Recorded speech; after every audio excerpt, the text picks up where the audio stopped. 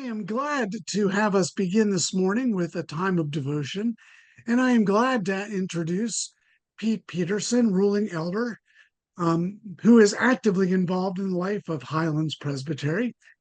He is the co-moderator of the Administration and Coordinating Team, the ACT, which is the Presbytery's leadership team, and the moderator of the Budget and Finance team of the ACT. And he is the moderator of the Administrative Commission concerning the Westminster Presbyterian Church. Pete has been a Presbyterian since the early 1970s, becoming quite involved with the PCUSA after completing his military career in the Army. He's got a long list of roles in the church: elder, member and president of the Board of Trustees, clerk of session, member of a pastor nominating committee, and a church administrator or executive director at three large churches: National Presbyterian Church in Washington, D.C., and Liberty Corner Presbyterian Church in New Jersey, among them.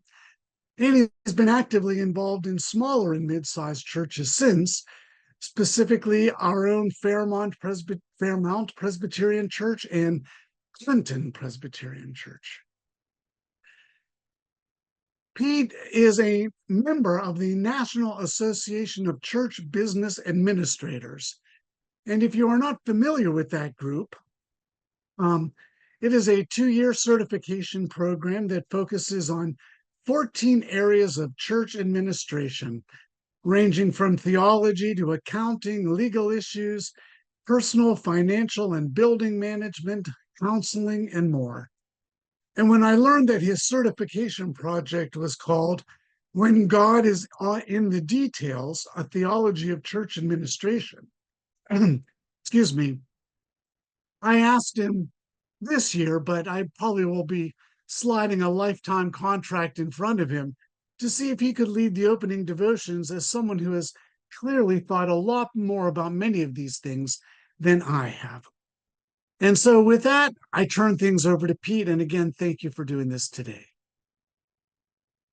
Wow. Thank you, Steve, and good morning, everyone. Welcome to this annual important financial management workshop. Let me set the scene for you today for the devotion that I want to give to you. The Israelites have been in captivity in Babylon now for 70 years. And King Artaxerxes is now the king of Persia and is controlling things. Nehemiah has been sent back to Jerusalem to start rebuilding the city from the destruction. And King Artaxerxes gets a hold of Ezra, who is one of the priests in Babylon, and tells him that he wants to make a goodwill offering to the God of the Israelites, and commissions Ezra to make it happen. He wants to give all the silver and gold that he has in his treasury, and he gives Ezra a letter of credit to take to all the treasurers in the province of Babylonia in order to collect all the silver and gold that he can, in order to take it to Jerusalem and offer it up as an offering to the Lord God of the Israelites. That brings us to Ezra, the book of Ezra, chapter 8, and I'm going to begin reading at verse 24, and I'll read through verse 34. Hear the word of the Lord.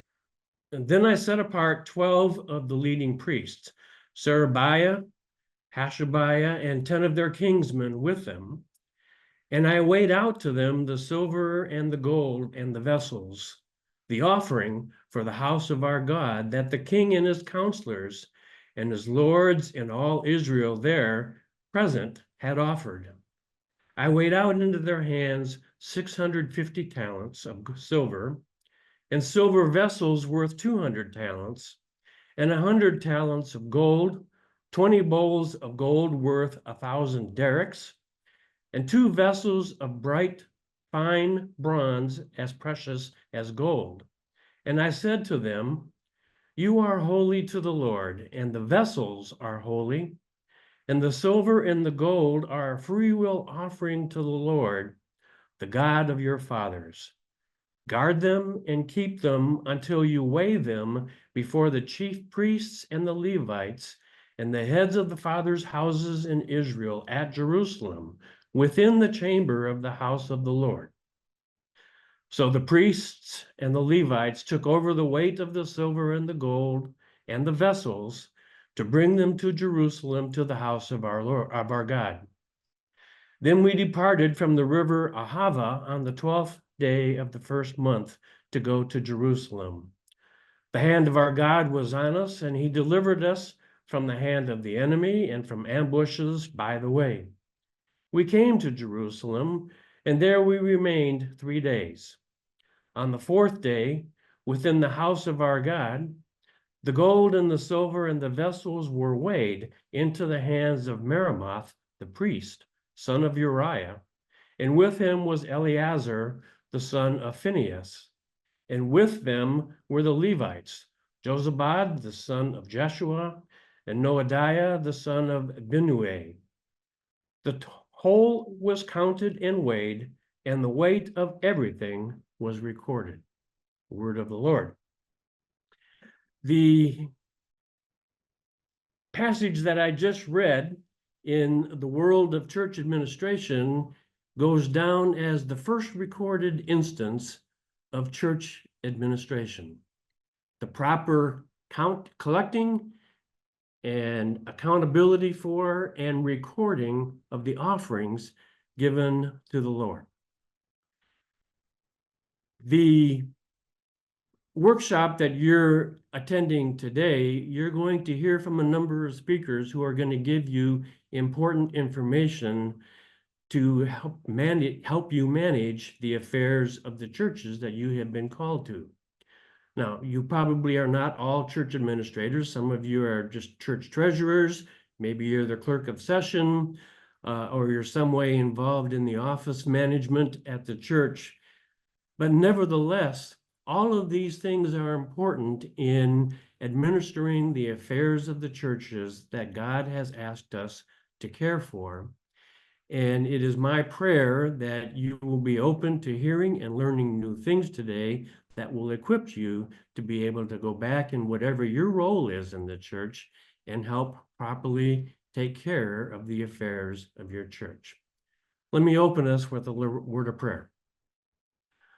Lord God, we ask that you would be with us this morning during our session, that you would open our hearts and minds to hear and learn what you have for us to learn today. May we take it back to the churches that you have called us to, that we might enable the church to be better positioned to carry out its mission of spreading the good news of your unbounding love and mercy for all of us. We ask this in Jesus' name. Amen.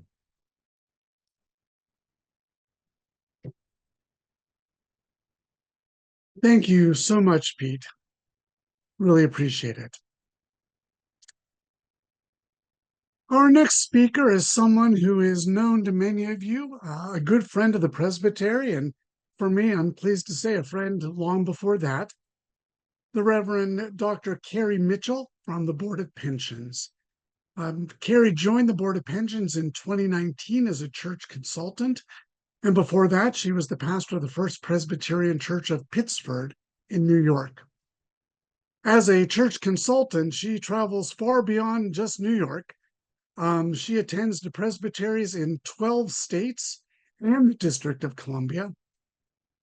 Before entering full-time ministry, Carrie worked both in the government and private sectors, focusing on telecommunications, including service with the U.S. International Trade Administration. She is a graduate of Susquehanna University, Georgetown University, Princeton Theological Seminary, and the Colgate-Rochester Crozier Divinity School. Carrie, you have been here many times, and it is great every time. So thank you for being here today. Steve, I really appreciate that warm welcome. And Pete, I gotta say, every time I listen to your devotions or that which you're leading in this important space, you do set the tone beautifully. And I hope sincerely that everyone who is listening today will take to heart your devotion, because these gatherings on a Saturday morning, you're giving up your Saturday morning and it's gorgeous outside. Wow, it's so important. It really is. Everything that everybody on this call is doing for the church, with the church, as the body of Christ, is essential. And we, as those who are organizing this and being present with you, truly do appreciate your giving us this time this morning. I do see that folks have their cameras off. It may be that you don't have enough cups of coffee in you this morning. That's fine. But I, as Steve already laid the groundwork, would very much welcome any kind of interaction that you choose to have with me today. I have the chat up in a different window, which is why you often see me glancing at different screens.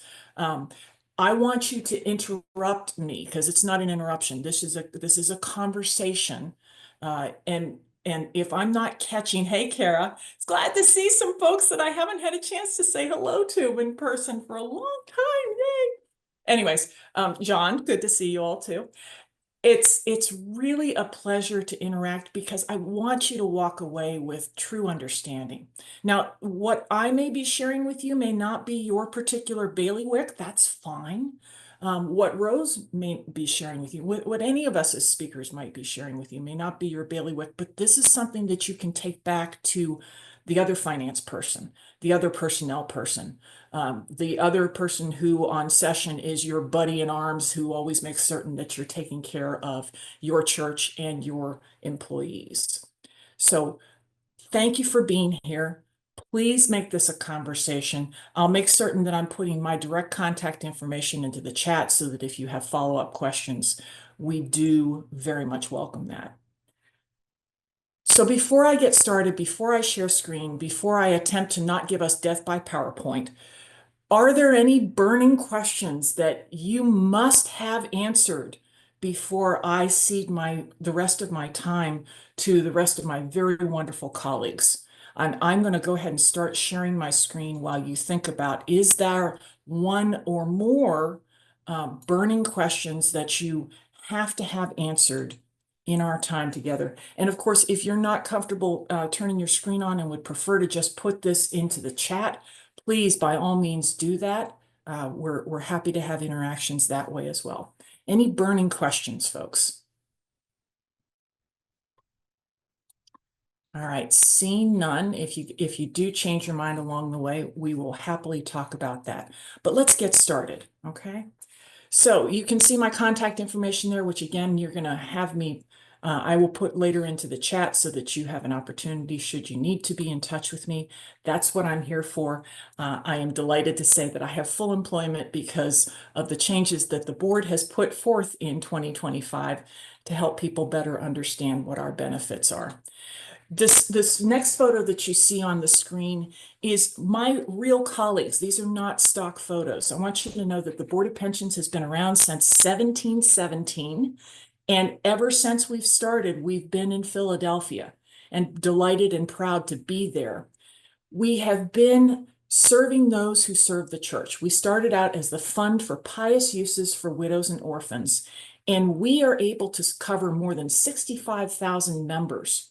We want to make certain that those who serve the church recognize that their church can provide them benefits.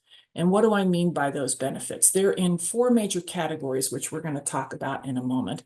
But those benefits, as you can see from this slide, are something that we consider to be holy work. In 2015, when our current president of the Board of Pensions, the Reverend Dr. Frank Clark Spencer, joined us, he said to the organization that he already knew and loved, because he is a 7th generation Presbyterian on his mother's side and a 6th generation Presbyterian on his father's side. His father was president of Davidson College in North Carolina, and Frank has been very intimately involved with the Presbyterian Church USA all of his growing up. Frank said to the Board of Pensions, wow, it's really great what we've done and we'll continue to do, but why theologically do we do what we do? So Frank asked to put together a really smart group of people and told them, write me a theology of benefits. They said, sure. Do you want it to be 20 pages or 200 pages? You know, that was a group of academics who were gathering together. And Frank said, no, no, no, no, no. I want it on one page. And they said, huh, can we have footnotes? So yes, our theology of benefits is on one page, but there are many, many footnotes. And most of those footnotes are scriptural citations. And then a few citations from our Constitution, our Book of Order. The reason for that is we want to serve those who serve the church. And in that one-page theology of benefits, which you can find on pensions.org for your own use, should you wish to take a look at it, it's, I think, summed up in the scriptural citation of John 10:10, which says, I came that they might have life and have it abundantly. It truly is our desire to demonstrate that creating a relationship between employer and employees is the sauce that binds us together and is holy work to bind up the body of Christ and to make that joyful and abundant living in our work together, in our ministries together. So why do these benefits matter? This sauce that I was talking about, this binding together. Benefits allow us to help both the member and the paying employer. And it's really our goal in our time together as we talk and as we have a conversation, that employers find a way to offer these benefits at the lowest cost, and that employees who are receiving these benefits take full advantage of them. That's our hope. Annual enrollment is going on right now. You might know that the rhythm of providing benefits for commercial or our church-related benefits provision follows an annual schedule. For us, we set employer agreements, that is, employers go in, churches go in and say, these are the benefits that we're going to provide to our employees. That is done in the late summer and the month of September annually. That's how the Board of Pensions has been doing this for many, many years. We say to employers in September, go in and say what your employer agreement with us will be. Annual enrollment every year, as its name would imply, is right around Halloween. Some of us were talking about last night's Halloween visitors on the call as we were starting this morning. The week before Halloween through Veterans Day, you can count on annual enrollment. So as you have employees who might be receiving benefits, highlight to them this 3-week period. As you can see from the screen, it's really important that people pay attention to what those benefits can be because they're valuable, diamond valuable, and people spend so little time on them. Annual enrollment can be achieved right now through next Friday, one of two ways, either using our super secure portal called Benefits Connect, or by calling my colleagues at 1-800-PRES-PLAN, that 1-800-773-7752 number. I would recommend that if anybody is new to this, and I saw that many hands, Steve, thank you very much for asking folks who was new. If anybody is new to working with the Board of Pensions, or if you have a new pastor, either new to you or new to the denomination or new to benefits, I would encourage them to call my colleagues at 1-800-PRES-PLAN, because my colleagues are really good, really patient about talking people through what it is that we offer, how the person who is either providing the benefits or the one receiving it can make the most of them, and how to make their way through this super secure portal called Benefits Connect. Please call my colleagues. They are there to help. We are here to help. So what are we going to cover today? I'm going to go through the nuts and bolts of what it is that we offer and the packages that we offer. And many of you may have heard that we changed our benefits provisions. That is to say, how we're pricing benefits and the packages for ordained ministers of word and sacrament. So we have changed that this year. And then I'm going to talk to you about benefits in transition. Now, why are benefits in transition important? Because what you'll find is a lot of people in transition don't know what's going on or how to get for themselves from point A to point B. We're going to go through some of those situations. And then finally, I'm going to talk to you about education and assistance. What I like to say to people is once we've got them in the plan, look at all the great things that we can give to them. So we're going to talk about some of those offerings. Sound good? I still haven't seen anybody or anything in the chat about, oh, I do see a question. Ooh, in the chat. Do I need a committee at a church if the church is going to have an audit of its financials? I'm going to let other folks handle audit questions, internal questions. I'm going to leave my answers to benefits related things. So Steve, I'm sure you're going to parcel that question out to the person who can answer that. Great question, keep in common. With that in mind, let's dive into benefits and packages. As you think about what the Board of Pensions offers, you can put it into these 4 main categories. Our health and wellness plans are perhaps the things that we're known for this year most because we've had to change the pricing of our major medical plan through Blue Cross Blue Shield. But I also think that a lot of people know us because of our retirement plans. After all, we are called the Board of Pensions, and we do have a defined benefit pension plan, but we also have a defined contribution retirement savings plan that's offered in partnership with Fidelity. Those things can be complementary. You can have one or the other, and you can have both. And I think both have great validity. We'll talk a little bit more about that. You can see the range of death, disability, and life plans. I'm going to talk about the expansions of what we are offering in those plans.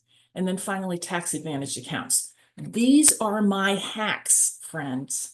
I've been going around this year talking about the 7 habits of highly effective church leaders. Having a flexible spending account or a Section 125 plan are 2 of my hacks. This is a way to make certain that you as an employer are offering to your employees every possible way for them to leverage the US tax code, the IRS's tax code, and not leave any money on the table.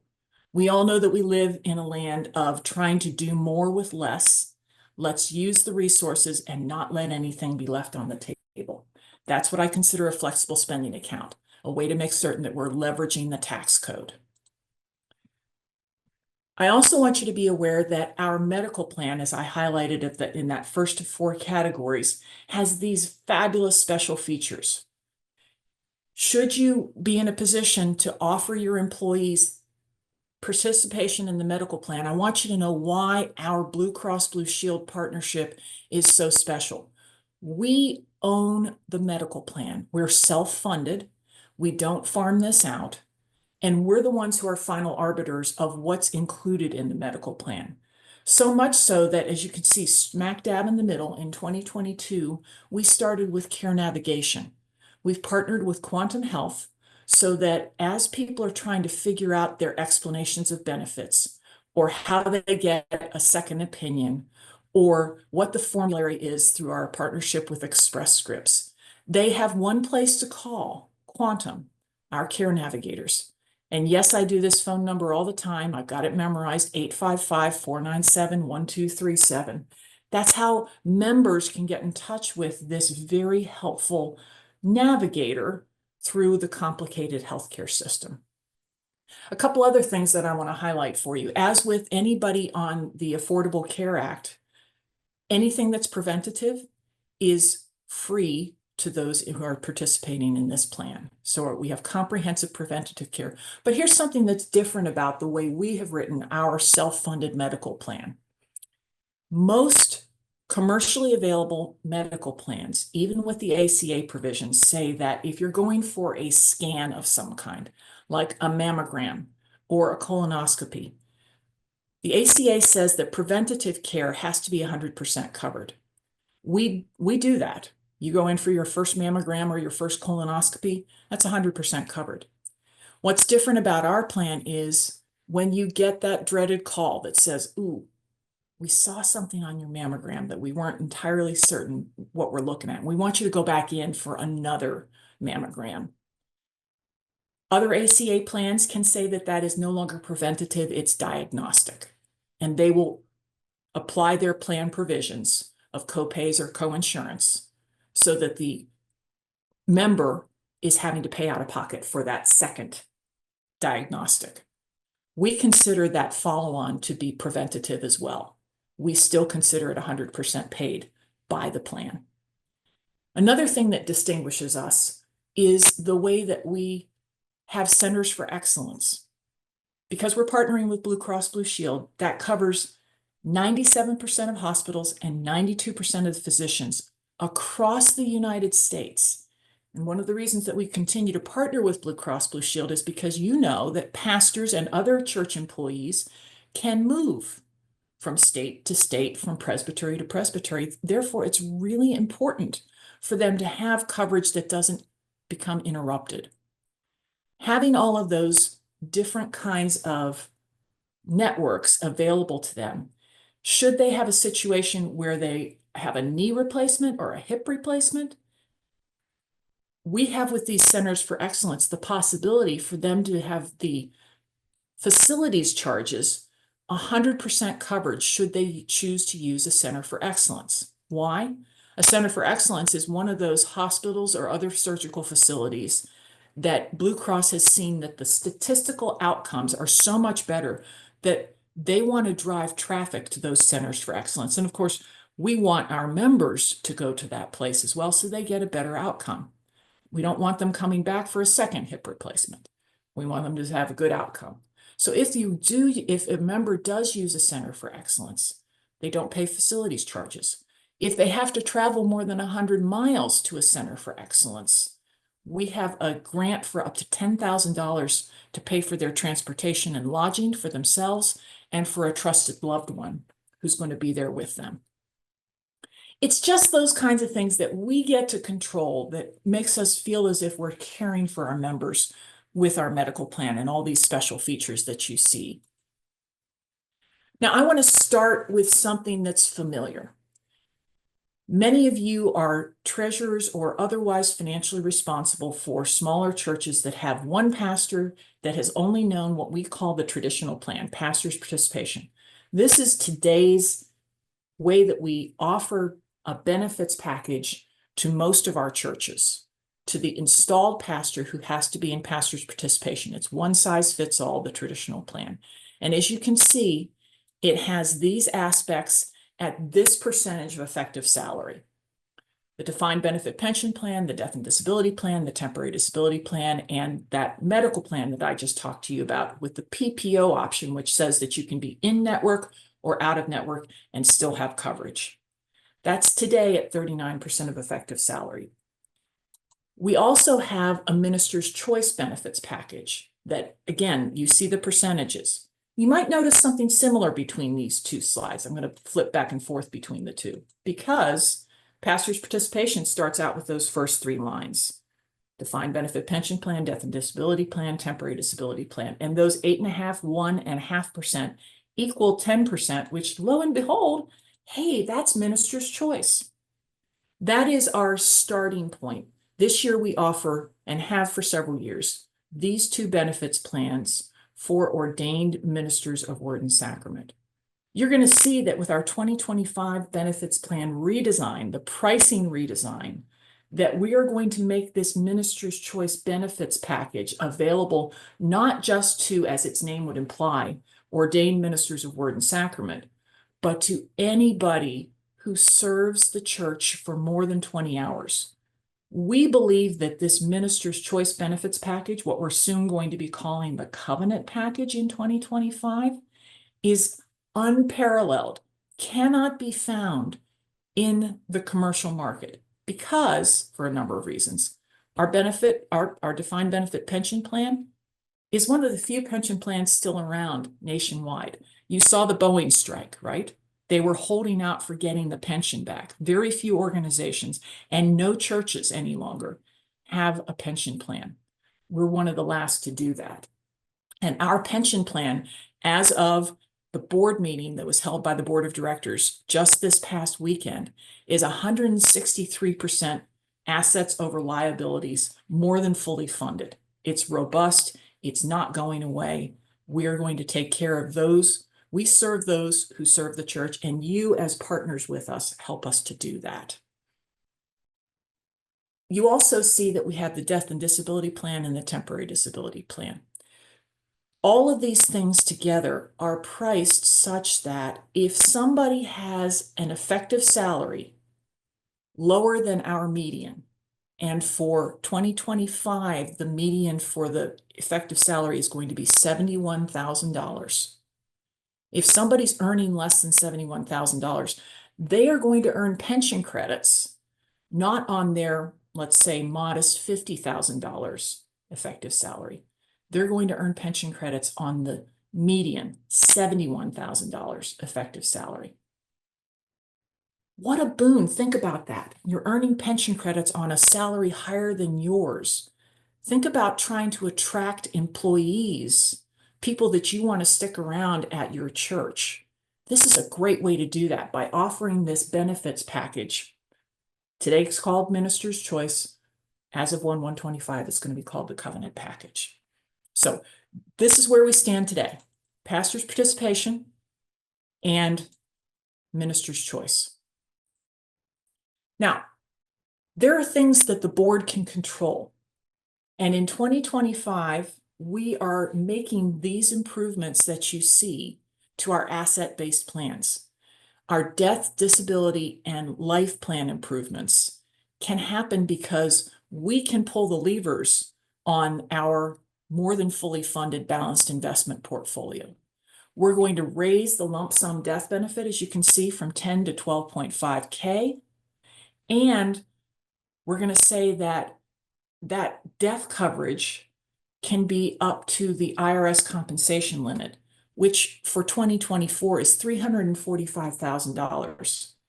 So we don't have to worry about purchasing additional death benefits, supplemental death benefits for pastors who earn more than $110,000, which had been the ceiling previously. We're making it such that no matter what the pastor earns, their entire salary would be covered. Heaven forbid an occurrence while they're employed happens like this. We're also improving the disability benefits substantially in a couple of ways. Right now, there's a 14-day waiting period before somebody can receive temporary disability payments. We're lowering that waiting period from 14 days to 7 days. Also, the direct payment into a member's pocket for their disability payments today is 60% of their effective salary. As of 1/1/25, January 1st, 2025, we're raising that percentage to 70%. So somebody has to be out for a knee replacement. Their waiting period is now just 7 days. They're going to start getting 70% of their effective salary paid directly to them on the 8th day on a weekly basis.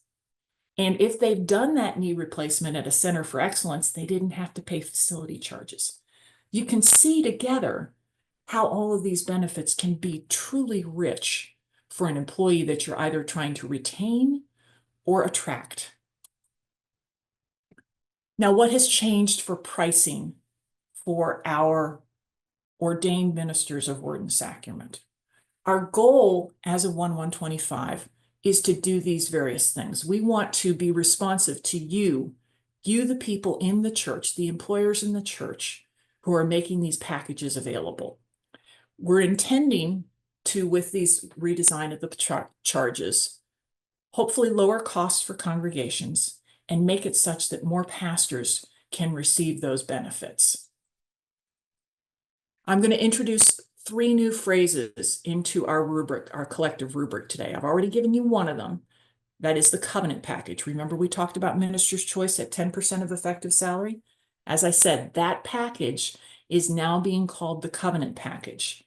And it's, as you can see, available to any employee who is working 20 or more hours a week and getting a W-2 from your church. The second phrase that I want to introduce into our collective rubric is the Congregational Pastors Package. It's required for those who are installed, but it also may be offered to any congregational pastoral leader. For example, some of you have commissioned ruling elders or commissioned lay pastors, whatever terminology you use for that individual, who is commissioned for a particular ministry to a particular place by your individual presbytery. This congregational pastors package is a renaming for what you saw earlier as pastors participation. And it's priced at 16% of effective salary for the medical, the major medical, PPO, member-only coverage, and 10% for all of those other things in the covenant package. The covenant package being pension, death and disability, and temporary disability. The third phrase that I want to introduce into our collective rubric is transitional pastors participation. Oh, by the way, let me go back. Covenant package, I'm not going to make it an acronym. We're going to call it the covenant package. Congregational pastors package, I'm going to acronym it because otherwise we're going congregational pastors package. Blah, blah, blah, blah. I'm going to call that CPP. All right, CPP versus TPP, transitional pastors participation. This is a transitional pastor's participation that does not mean that you have a transitional pastor, an interim, a supply pastor, or somebody who is otherwise temporary. What we mean by transitional pastor's participation is we are transitioning, we're glide pathing from today's pastor's participation to 1/1/28 when we go to everybody being in congregational pastoral leader package pricing, CPP. TPP is the transitional pricing to get us to everybody being with CPP, the Congregational Pastoral Leader Package pricing. Now, if you have a pastor whom you've already gone through employer agreement season with, and you're trying to figure out which pricing structure for them is more beneficial, we have a calculator. It's called the 2025 Decision Guide for Minister Benefits. And I'm seeing that, oh my goodness, thank you. Is that Jean who's putting that in or Steve who's putting that in? Whomever is putting the links that are in the chat. You are seeing how you can get more information about all of these. And we'll make certain that it also goes into the chat, this link for the decision guide, the calculator. Because once you go through these questions, you're going to see some actual numbers about what's going to be the best choice for your pastor. And let's take a look at this for a moment. This is a static picture, so I can't play with it, but you can play with this calculator online should you choose to.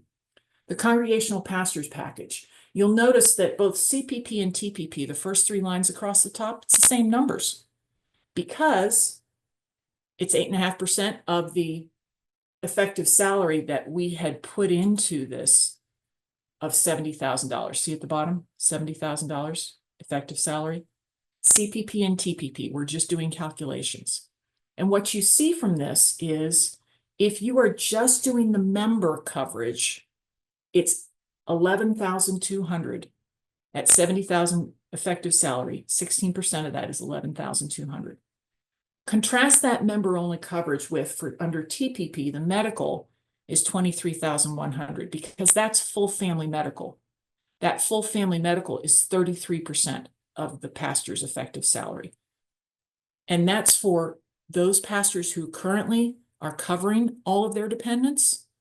And as of 1/1/25, will need to cover all of their dependents.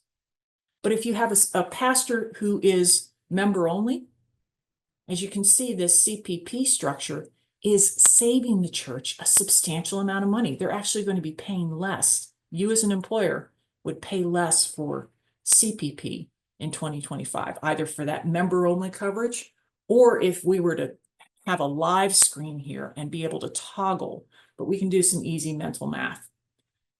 Let's say that you've got a pastor who needed spouse coverage under CPP. You would add to the $11,200, $11,000 for spouse coverage, so that member and spouse coverage medical would be $22,200. And as you can see, that member and spouse coverage, $22,200, is less expensive than the TPP option for full family medical coverage. So you'd want to choose CPP if it's just the member and the spouse. I've done a lot of talking. We're talking about a lot of numbers. I am going to shut up for a second. And I'm going to let people ask questions because this can be very confusing. I'm going to wait. I'm looking for hands up. I'm looking for some indication. I'm looking for people putting stuff in the chat.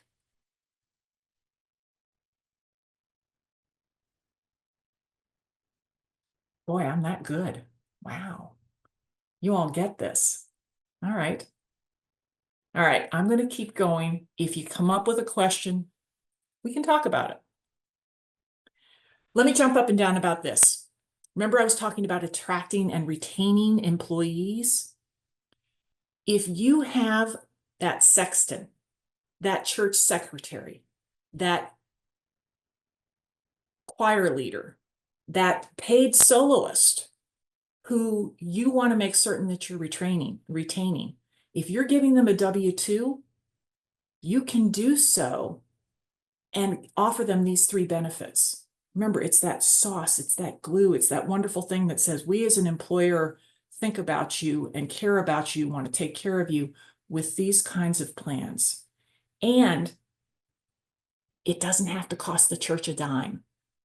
You can say to them, we're going to offer it to you, but you pay for it by voluntary salary reduction. And our retirement savings plan in partnership with Fidelity is really good. Our dental and our vision eyewear plan, dental is partnering with Aetna. Vision eyewear plan is partnering with VSP. Why would somebody want to do the retirement savings plan? Some of you may already be a part of some form of either Fidelity or Vanguard. We partner with Fidelity. These are the range of funds that are available in our partnership with Fidelity. You'll see that there are some socially conscientious funds available. And you can see the range of possibilities, including at the bottom, those target date funds. Many of you might be familiar with what those are.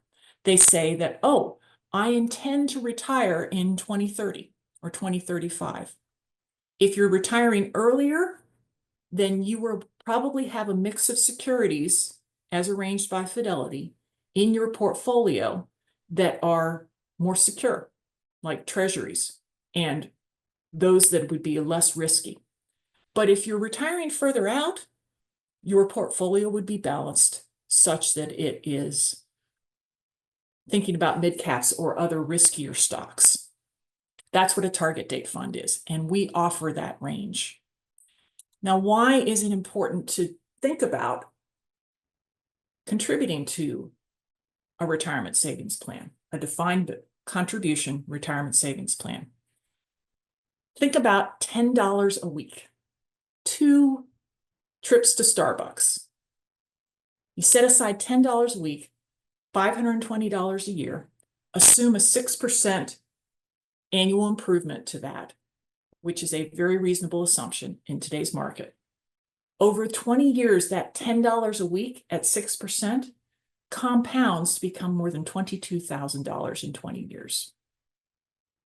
It's a great way for anybody to start setting aside the amount of money that they're going to need to live in dignity.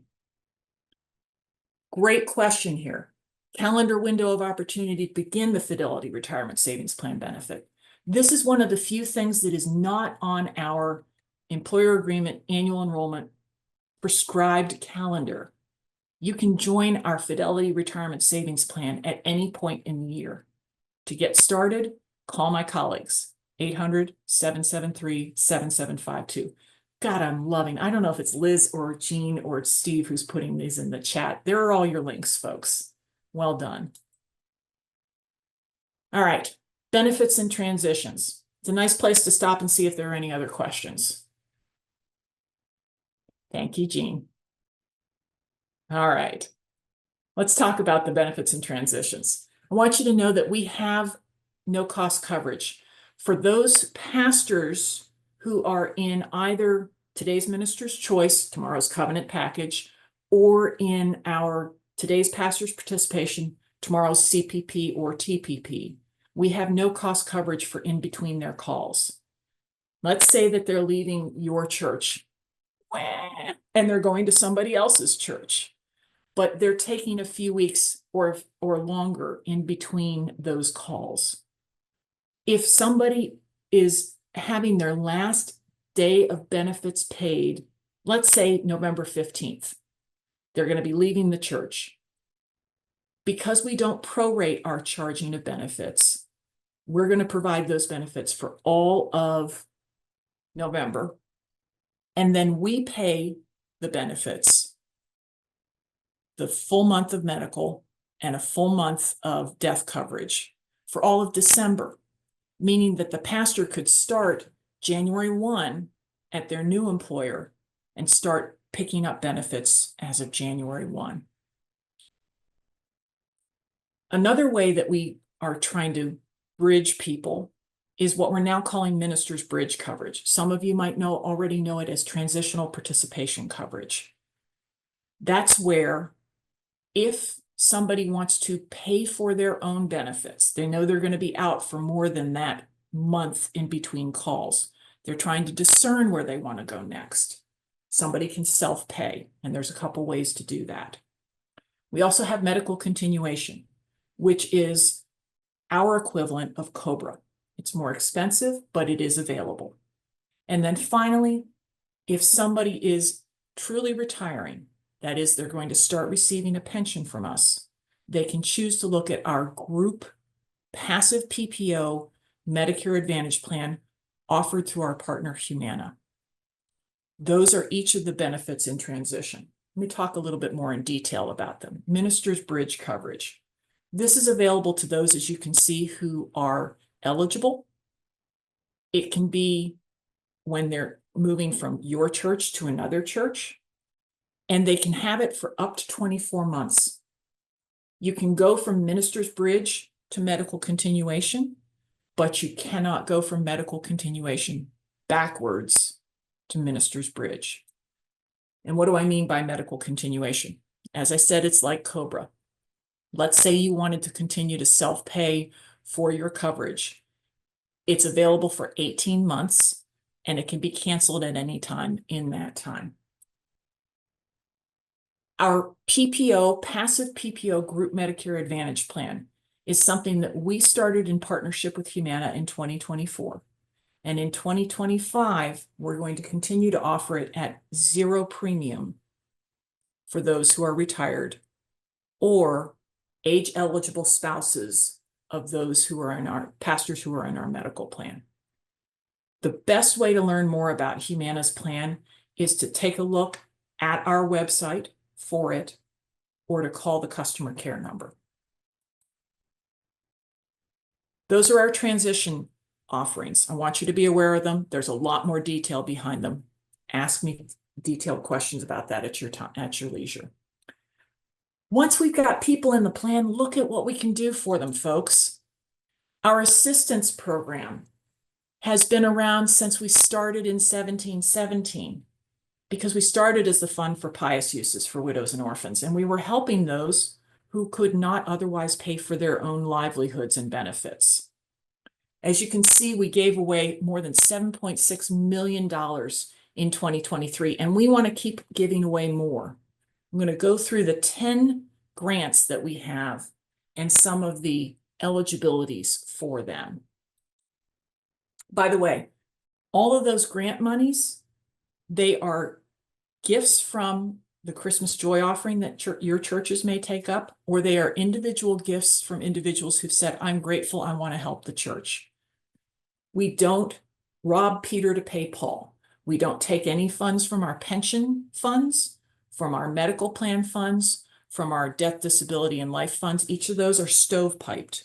Every program has its own fund. Assistance grants come purely from the acorns that have turned into oaks from the Christmas Joy offering and individual gifts. Remember when I said that it's a good idea to get people into our plan?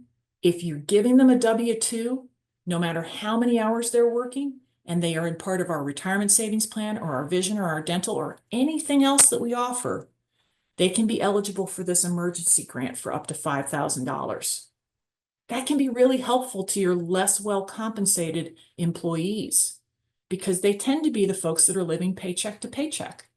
And what happens when they have a burst water heater or they have an unexpected medical emergency. We can help. We want to help. It's an easy fillable PDF application on our website.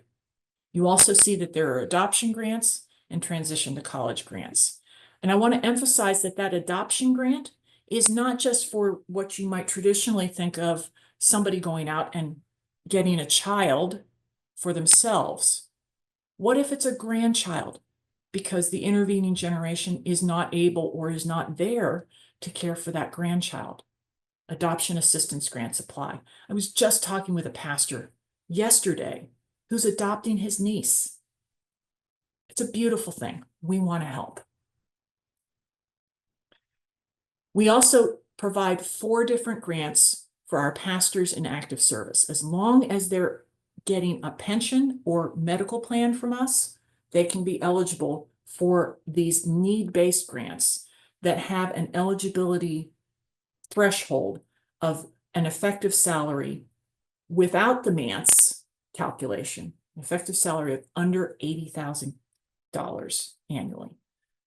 2 grants that help with debt reduction, and 2 grants that help with reviving the spirit of the pastor.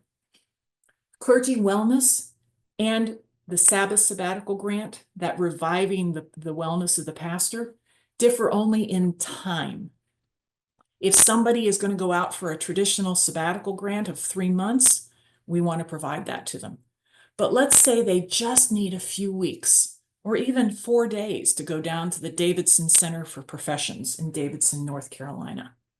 That's what the Clergy Wellness Support Grant can be for. Debt relief.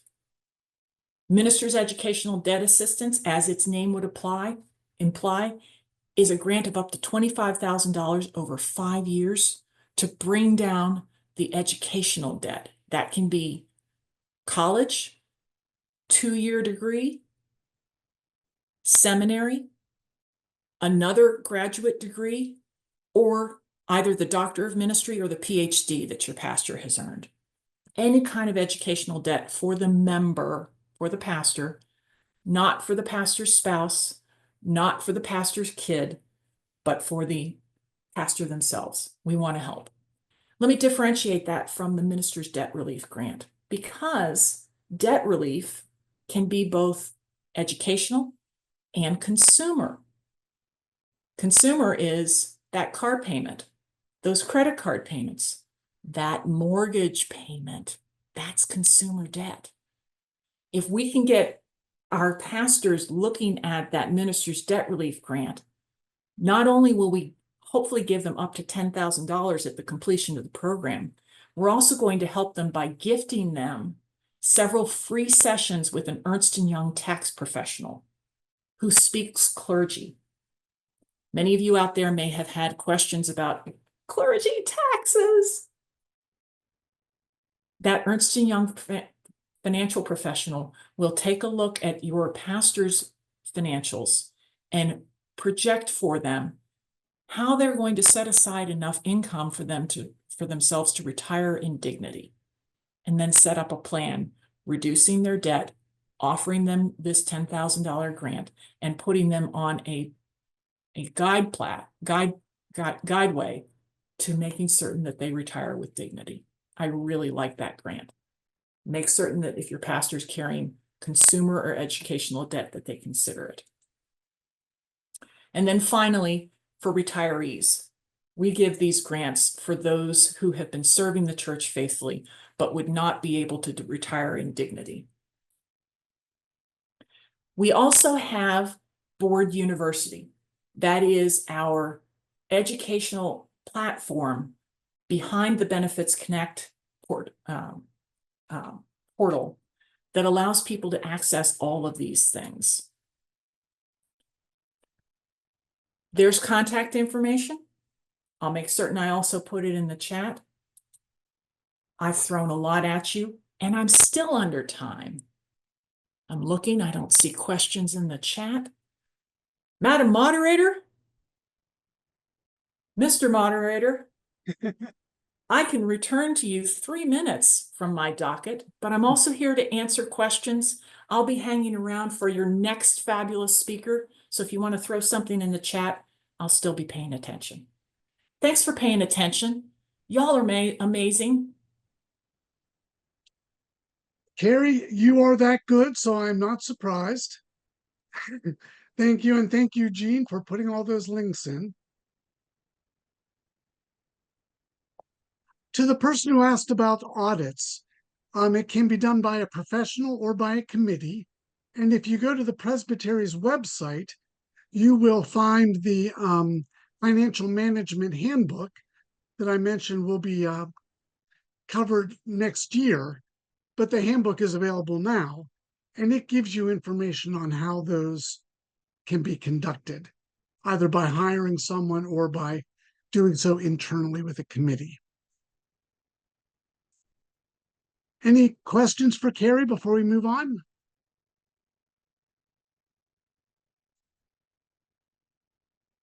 Thank you again, Carrie. Always wonderful to have you with us. Our next speaker is Catherine Lynch from the Investment and Loan Program. And for those of you who were there last year, you learned along with me that along with being known as PILP, P-I-L-P, they are now being known as the Investment and Loan Program, which is ILP. It's great to have Catherine back with us again, a longtime colleague. Catherine works in the synods of the Trinity and Mid-Atlantic, as well as the states of New Jersey and South Carolina. She has been with PILP since 2000, and it was not long after that that I started working with her, so quite a while. Catherine works directly with churches and middle governing bodies in her area, providing them with loan and investment information. And before her current ministry, she worked in funds development, public affairs, government relations, and marketing communications.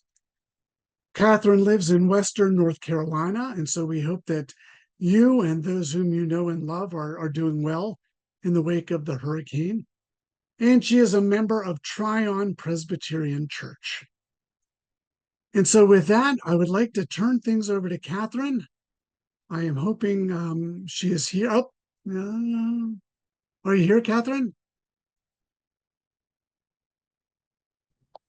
Yes, I am. Oh, Man, good, you good. guys are a prompt group. I thought I was getting on really early. I don't You even have throw my me off. Your name says Claire Lewis, Yes. and I know there is a We Claire Lewis. we are all Claire Lewis until I change. We've got this one account. Sorry about that. Gosh, again, I thought I was coming in early. You guys are prompt. Okay. Good to see you. You too. Are we ready for me to start? Please do. Okay. I believe you're a co-host or will be a co-host if you need to share any slides. I do need to share. I'll just give a few lines here before I go into sharing my PowerPoint. But again, I'm Catherine Lynch. I'm what they used to call the East Coast field rep for the program, and now I am a relationship manager. We've kind of changed responsibilities. So yes, I am going to share my screen, and let's hope for the best here. How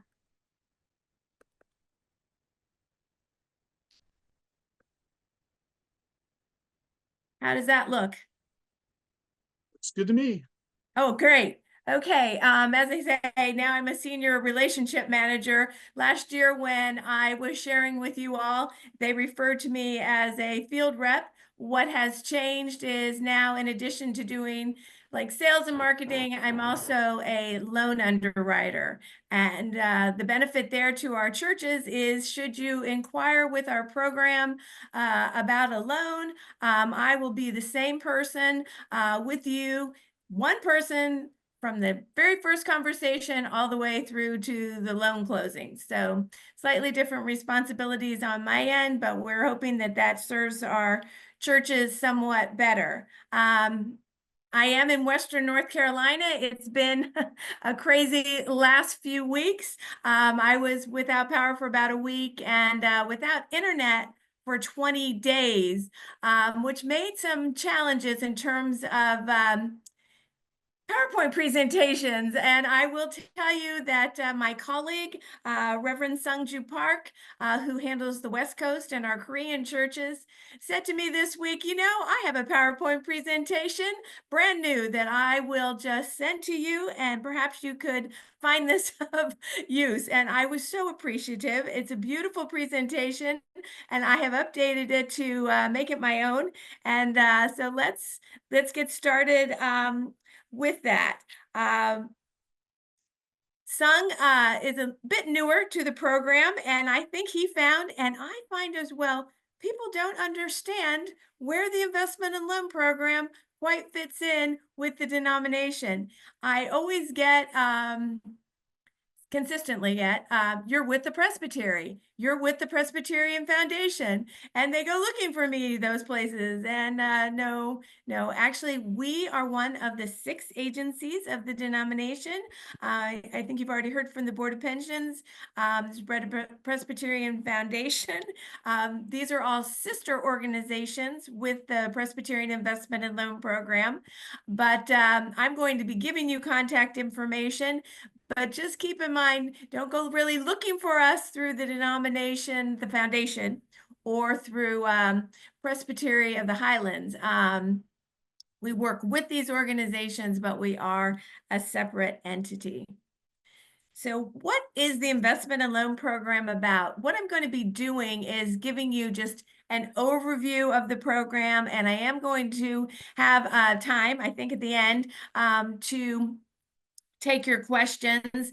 But in case you aren't real familiar with our program, what our mission is, very similar to what your church's mission is. We're all trying to grow the church, both in membership and in ministry. And how we do that is by providing low-cost loans, not just to Presbyterian churches, but all Presbyterian entities. For example, a Presbyterian Camp and Conference Center, a Presbyterian preschool, any type of Presbyterian entity can come to our program and get a loan. Why do that? Well, for one, to share in our ministry, but also because with the investment and loan program, if you do need financing, we're able to offer a lower cost. We are nonprofit, unlike with the bank, so we don't have to charge some of the fees that the banks get involved with. Our interest rate, these interest rates are, as of today, we actually have 2 loan programs. There is one loan program that goes back to like the 1890s, our endowed loan program. This was started by good Presbyterians who donated funds, and that program has grown and continued, but there is a cap on it, $550,000. So it's only for churches. So the other PCUSA entities would not have been able to borrow through this. This is one of the reasons they created the investment and loan program. So if your church comes to us, we will give up to first $550,000 at today's rate of 5.5. If you need more than that, that's when the investor loan funds come into play. And that rate today is 6.5. Rather than donations, that loan pool is made up from investments.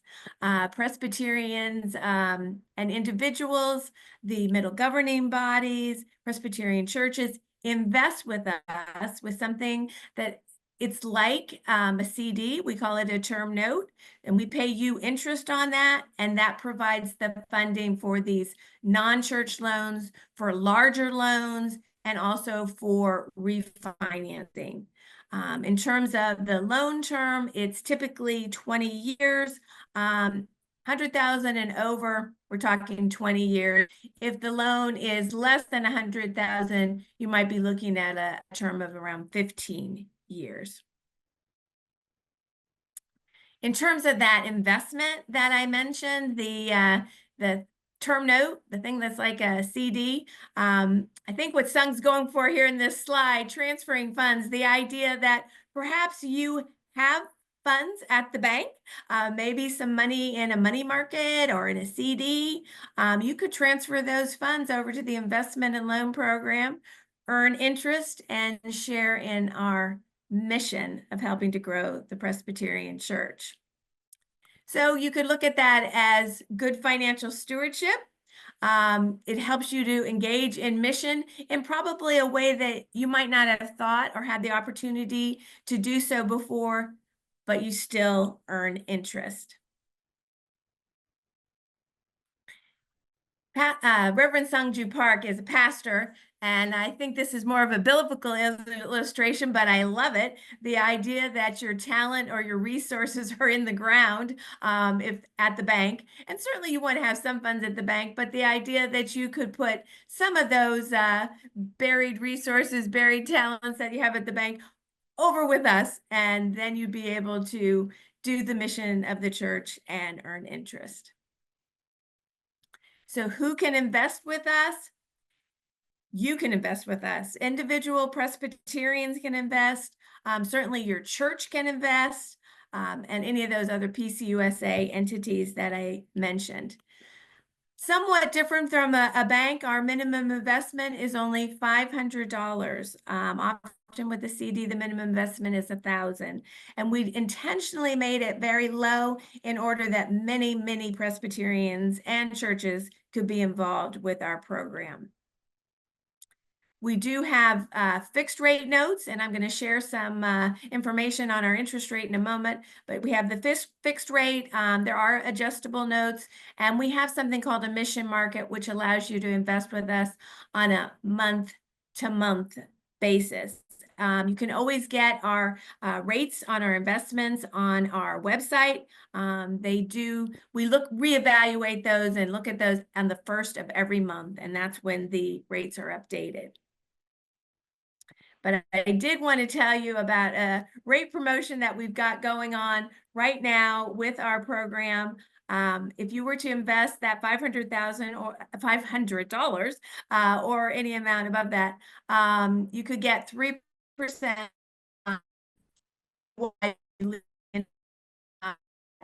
for 30 months, which is competitive. Catherine, I'm not sure if I was the I only will tell.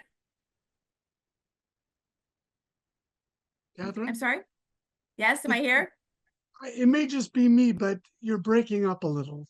So if you Yeah. could back up a few moments, it could just be me, but No, it's probably me, and it's Western North Carolina these days. We are somewhat unstable out here. Anyway, yeah, we are offering this rate promotion. The reason we're doing that is we have been inundated with loan applications.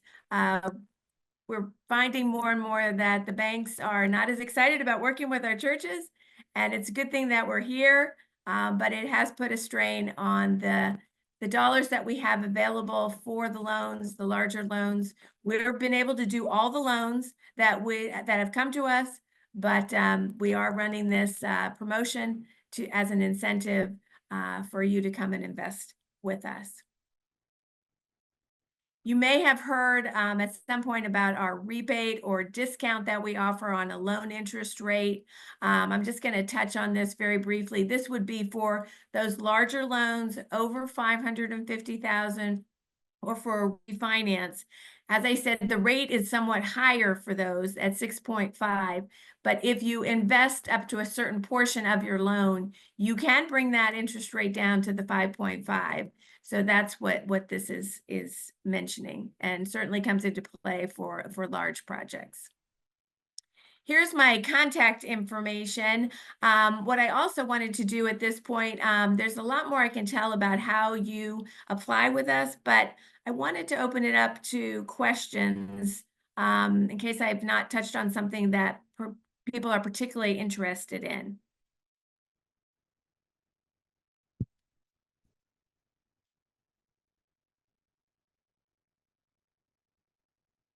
Okay, well, I will proceed ahead. I'm going to take it off of my share and just be a part of you all. I wanted to let you know that if you were to apply with us, right now it takes typically 2 to 3 months from the time we receive the application to actually close the loan. If it's under 100,000, if it's a smaller loan amount, we can sometimes do it more quickly than that. Also know that every loan that we do partner with the presbytery. They guarantee our loans. And that often has to be addressed in various ways at different presbyteries. Perhaps at a presbytery meeting, that vote occurs, and that does slow down the process a little bit. So sometimes churches are surprised that it does take 2 to 3 months. They call us, they need the money very quickly. And, I always say, we're Presbyterian, we just can't do it that fast. So I like to remind churches that it does take some time to get our loan funds. And we like the whole aspect that we are partnering with the presbytery. We're only 13 people staff-wise. We have 3 people in the field. Everybody else is in Louisville. We can't see everything that goes on in all our churches. The presbyteries often know a great deal about the church that's applying, and that gives us such good information. Also, that provides our investors with some security, knowing that, oh, okay, I'm investing with you all, and these are good loans. We often get the question, how many do you turn away in terms of churches coming to you and asking for an loan? That actually very rarely happens because we are talking to the church so much in advance of them actually applying. We're talking to the presbytery. And if it looks like a situation where it wouldn't be a good loan, we look at some alternative strategies about doing some local fundraising with your congregation, perhaps reducing that loan amount. But all that takes time, and we like to provide that communication, that partnership with the presbytery, so that we're offering very good, strong loans that the presbyteries are guaranteeing. Something I didn't touch on that I wanted to mention, I think last year I spoke a good deal about our discounted loan interest rates. That's for energy saving projects, also for accessibility projects. So when I talked about that 5.5, if you're doing energy savings or accessibility, that's at 4.5. And if your project is something that's a combination of things, perhaps you're doing a parking lot and you're putting in new HVAC. We'll do the parking lot at the 5.5, and then the discounted part, the accessibility, the energy savings, that HVAC would be at 4.5, and you ended up with a blended rate. So the interest rate very much depends on the size of your project and what you are addressing. Also know that we offer consulting services. This is a free service to any church that's coming to us and saying, we know that we have a lot of deferred maintenance here. Can you help us figure out what size project our church could possibly take on, what size loan that would mean, what we'd be facing in terms of payments, working all that out prior to the application. That's called our preliminary look process, and has become very, very popular. Churches call us and they really don't know where to start. Sometimes they know they have projects that need to be done, perhaps on their older building, but where to start. And we encourage those conversations early on. I think if the biggest misnomer, I think, in these building projects is how much time it takes. It just is a long-term project. I just closed a loan this week with a church that I've been working with since 2018. Yeah, that was the pandemic in there, but that wasn't, it was a very large project, but these are serious projects, and these times are such that that's a major endeavor for a church. And we've had the experience to work with you. Often a church hasn't done a large building project for maybe 20, 30 years. And those resources, those talents in the church, we're a little rusty on doing this. How can you help us? And that's why we're here. Again, I'd like to take any questions if you have any. Certainly have my contact information. It's katherinelynch.pcusa.org if you have questions later, but I'm available if you have questions. Catherine, as always, thank you so much. You're always a font of information. Does anybody have any questions? I can only see those who are on my screen, so you'd have to unmute if you do want to say something. Catherine, blessings on your new role, and even more blessings on you and your area as you seek to Yeah. recover and find some normalcy and stability in the midst of all this. Thank you, Steve. I appreciate that very much. Thank you again for being Okay. here.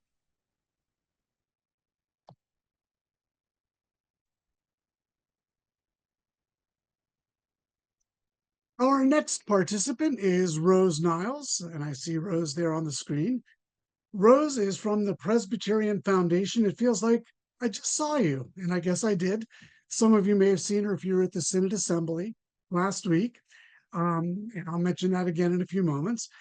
The Reverend Dr. Rose Niles is a ministry relations officer serving the Northeast region for the Presbyterian Foundation, including presbyteries in 9 states.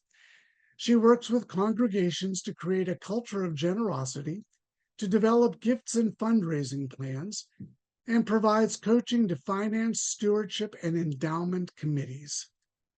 Rose is a lifelong Presbyterian raised in the Bronx, and she has held significant leadership roles in the church, including, and I think I have this right, both vice moderator and moderator of the Synod of the Northeast. Great. She has degrees from Harvard and New York Theological Seminary.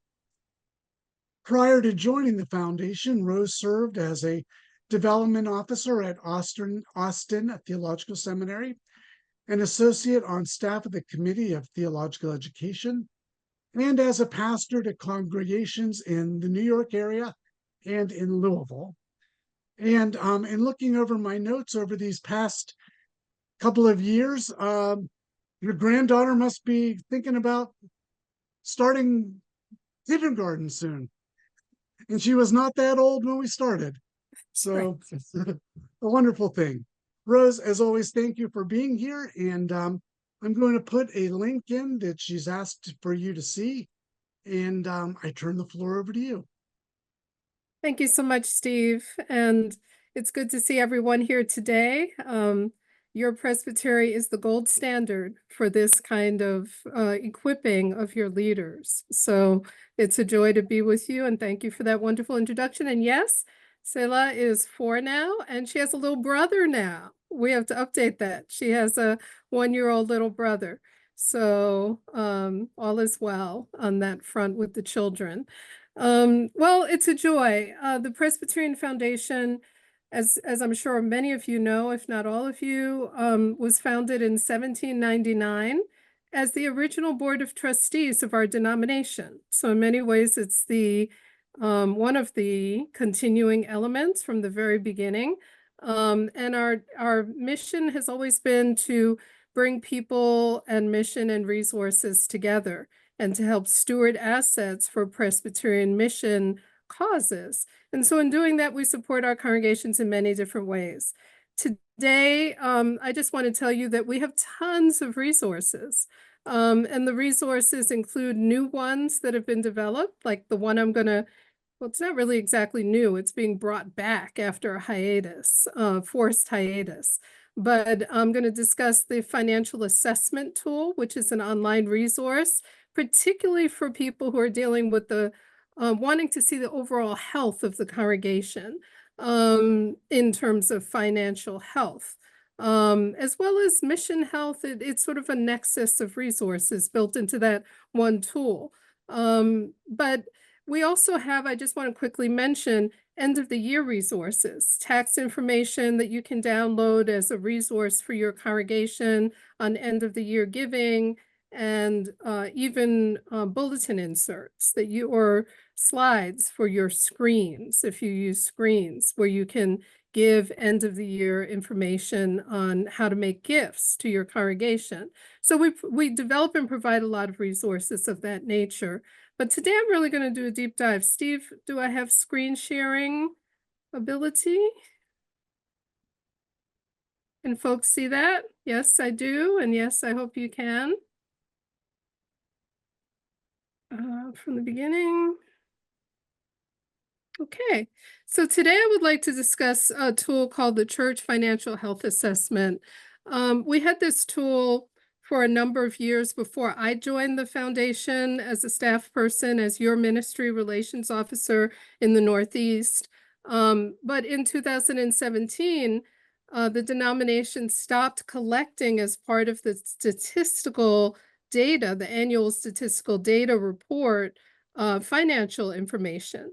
And so that changed the nature of the tool, and eventually it made it go obsolete, because what this tool does is it takes comparisons based on your church's financial statistical information that you give to the denomination, and is able to compare it to your peers. And so that makes it a very helpful tool, but it had stopped being relevant. So then it was kind of deconstructed, and then we had to reconstruct it after petitioning the General Assembly to begin collecting that data again. Now, you're probably the folks that get the headache of having to submit that data, but I want you to know that it's it serves a good cause, because now you have a very great resource.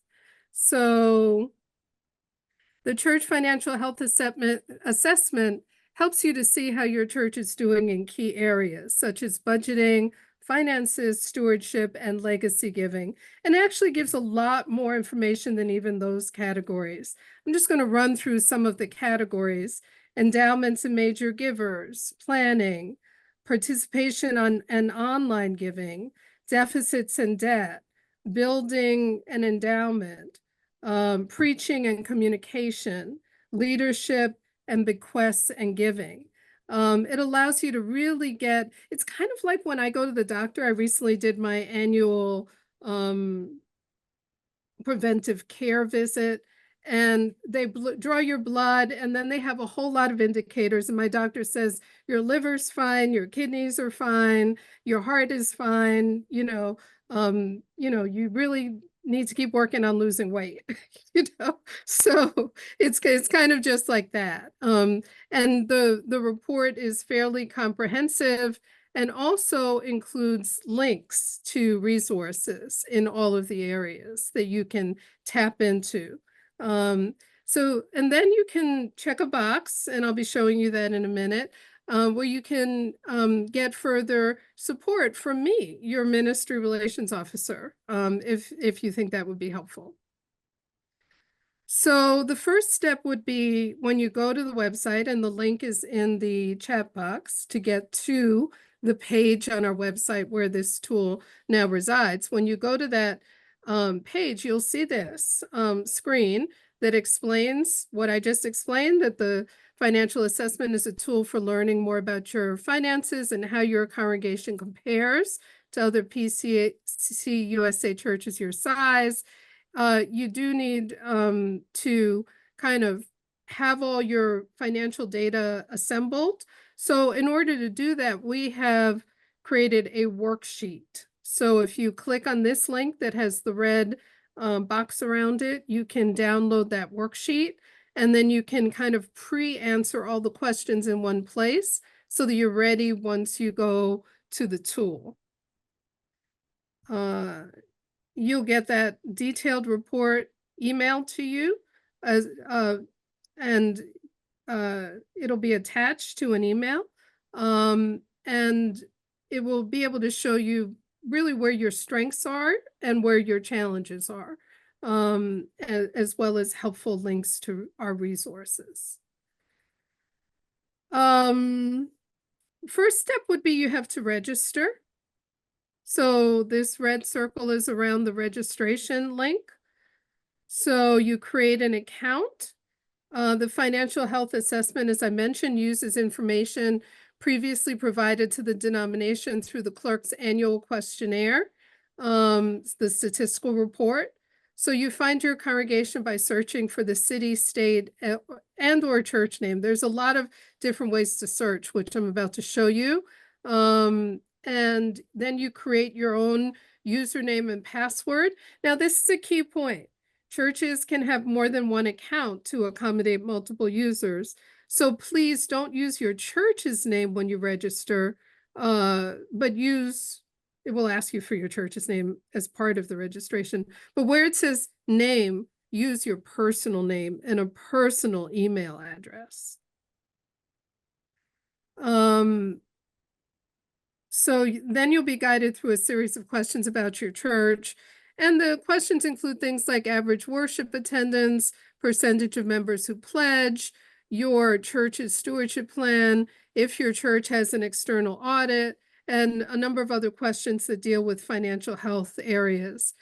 These are based on, working with thousands and thousands of churches and having a sense of what are and looking at all the research in this area and benchmarking with other denominations and having a sense of what are the key indicators. After answering a question, hit next in the bottom right corner of the screen and you'll go to the next question. And there's a status bar along the top telling you how many more questions you have to go. But since you will have filled out that handy handout, you'll actually have answered all the questions already, so it'll be a breeze.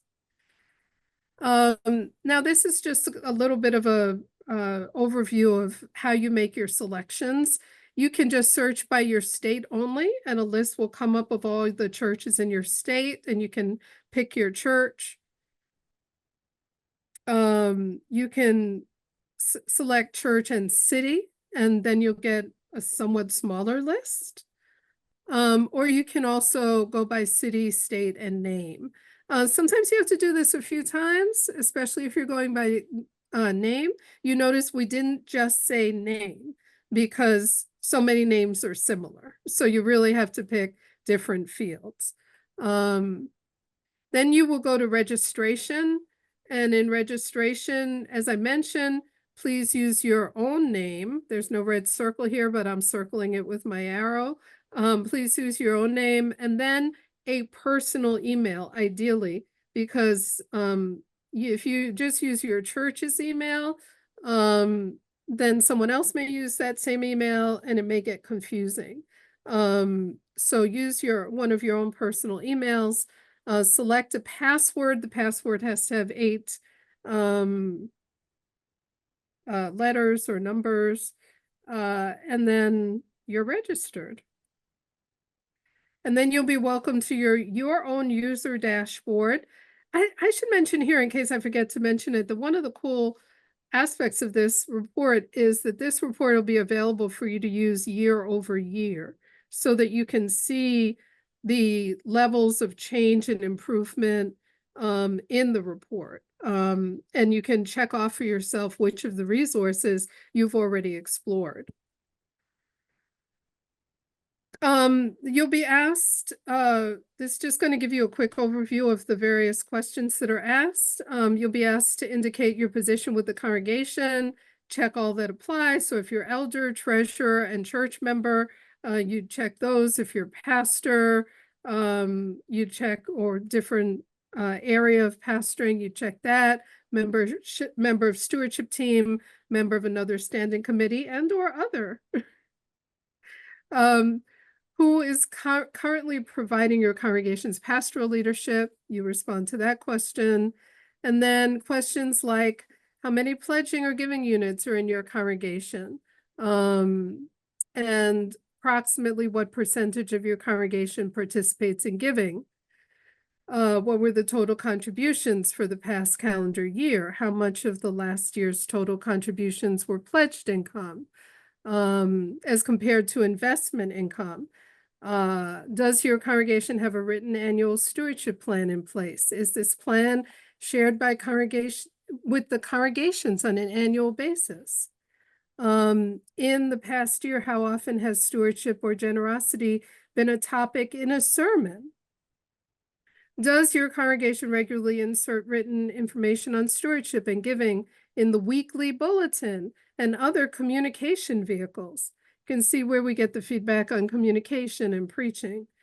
Does your congregation have a website? Can your congregation members make a gift online through the website?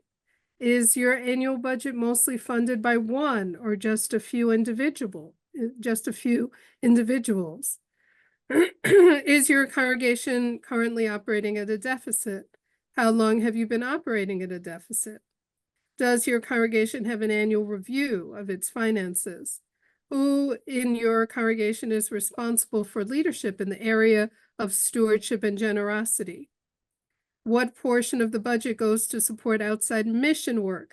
And here I'm going to pause and say, we believe this is an absolutely key question. When we work with congregations through a program called Project Regeneration, that are really asking questions about their future sustainability, one of the really big indicators is that oftentimes we'll see a church has really shrunk its mission work and its role in its budget down to a very tiny proportion. And what we know from research, particularly with our Methodist brothers and sisters, is that a church thrives and grows largely by the ways in which it invests in its external mission work. So this is a very key indicator. So take a long, hard look at these, this number. How open do you feel the congregation is to considering new ideas about giving and new approaches to stewardship and generosity? And then this will be one of the multiple choice questions. How many different bequests did your congregation receive in the last year? Here I'm going to pause again and just say, what we know from research is that about 1 out of 3 congregations, Presbyterian congregations, receives a bequest every year. And it tends to be the same congregations year over year. So that tells us that the congregations that are comfortable and are building programs and plans to have a conversation about this and are relational about this conversation tend to be the congregations that are receiving bequests. Which of the following financial areas do you feel are most important for your congregation to focus on moving forward? This gives you a chance to add detail about, well, we're thinking about a capital campaign, or we really need to do some retiring of our debt. So you can choose which of these areas you think really need to be focused on. Does your congregation have a planned giving program that routinely educates membership on areas such as bequests and trusts? And how that really is a reflection, I'll say this, of the way that they have found joy in their congregation, and that their congregation is really in their heart, and that there are particular areas that they have passion about that they want to see live on. So you would answer that question. Does your congregation have endowments? For this assessment, an endowment is defined as a restricted. So we talk about quasi-endowments or reserves, and sometimes those can be quite substantial in churches.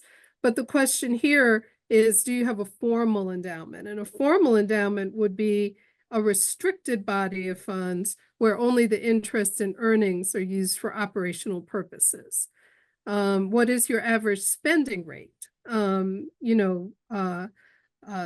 is a key indicator. Does your congregation have cash reserves? And as a percentage of your total operating budget, what would your reserves be?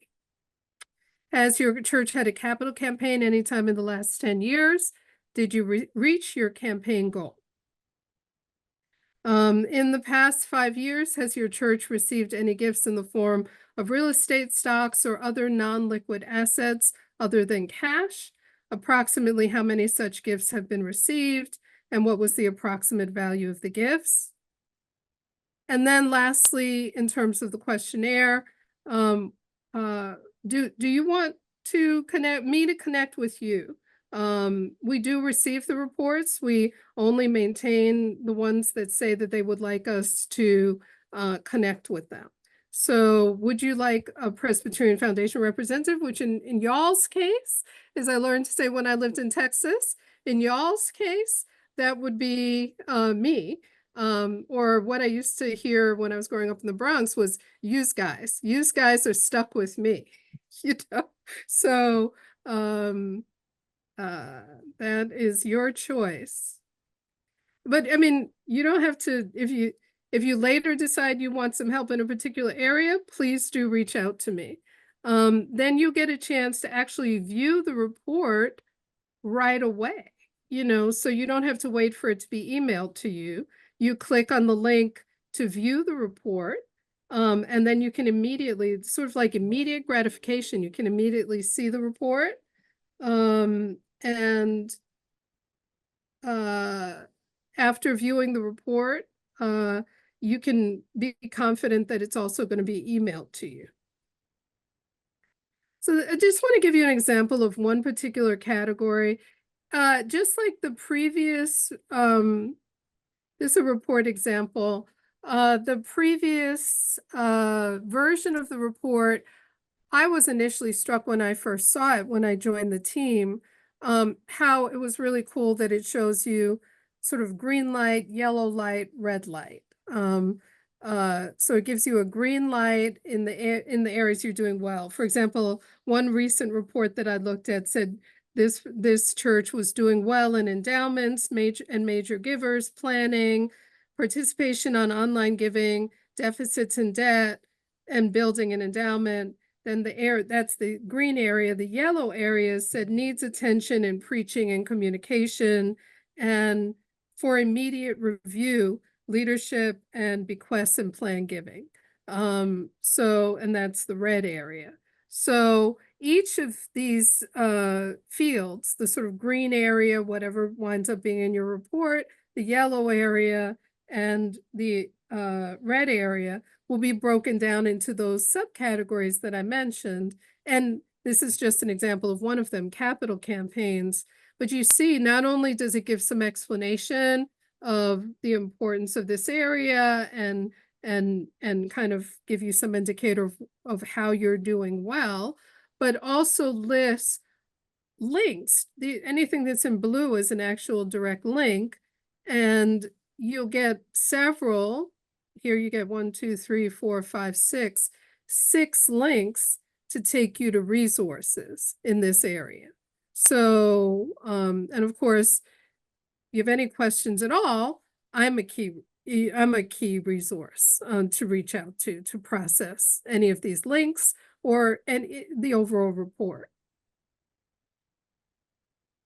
This is another report example. You'll see there are, I think, 1, 2, 3, 4, 5, 6 very helpful graphs. And this particular graph shows I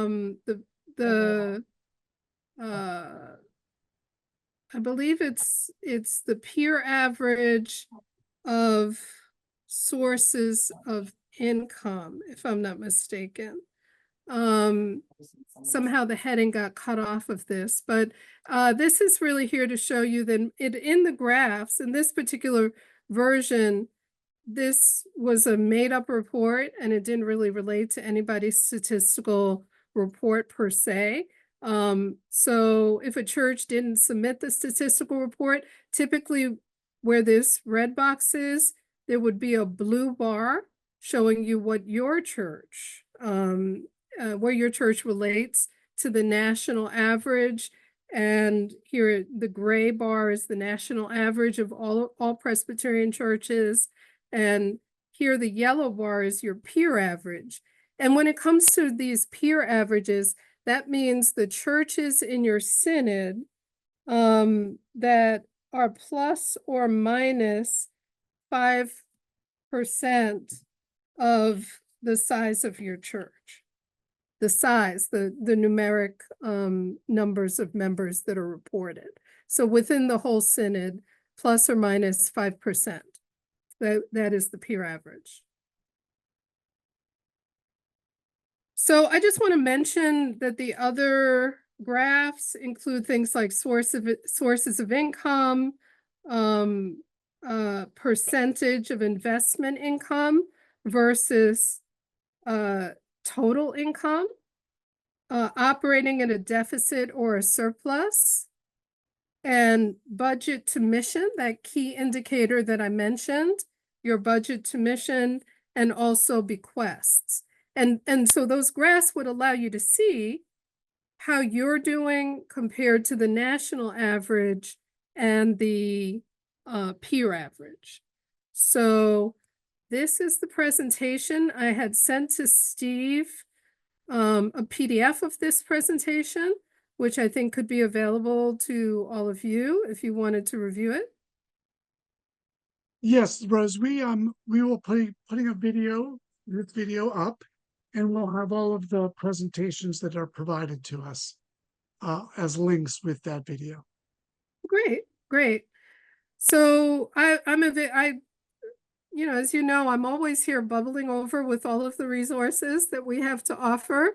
But I don't want to prolong the time.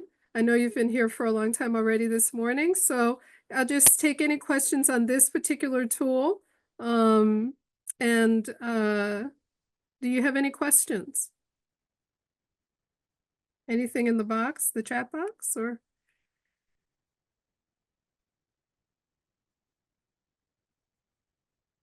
I am not seeing anything. Okay. Yeah. Well, I hope Rose? I think it's much more interesting and exciting than it maybe appeared to be from my presentation. So please do take a look at the resource and let us know how we can help you and support you. Thank you, Rose. Thank you so much, as always, for being here and for all the work you do in the presbytery and beyond. And I look forward to seeing you soon. Great. Thank you so much. Thank you. Our final presenter today is a friend and more than a friend of Highlands Presbytery. The Reverend Jen Van Zant was the pastor at the First Presbyterian Church of Boonton here in Highlands Presbytery for quite a while. And before that, she was the pastor of Boonton when it was in Newton Presbytery.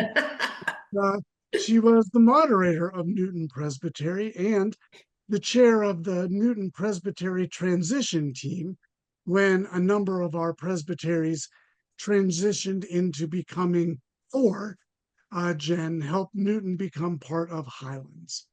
She's currently the bridge pastor at Springfield Presbyterian Church in Springfield, New Jersey.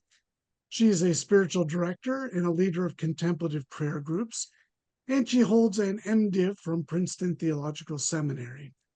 She also has extensive knowledge of the insurance industry, and that is why she is here to talk to us today about the New Jersey Presbytery's Insurance Partnership. Jen, it's great to see you again. It's been a while, but thank you for being here today. Thank you. That's quite a lead up. It's wonderful to see so many friendly faces or names. And I'm happy to share with you, actually, I am now the installed pastor at the Presbyterian Church in Springfield, and would love you all to come to my installation on November 17th. Thank you. I am not the top expert in insurance, although I did work in the field for a while in training and development. But I'm here just to give you an overview of where we are with the insurance program and give you just a couple of updates from our broker, Brown & Brown. So, Steve, if you can just share, let me... You are the co-host. So... I am a co-host? Okay, fantastic. All right. So can you all see this? Not yet. Hang on.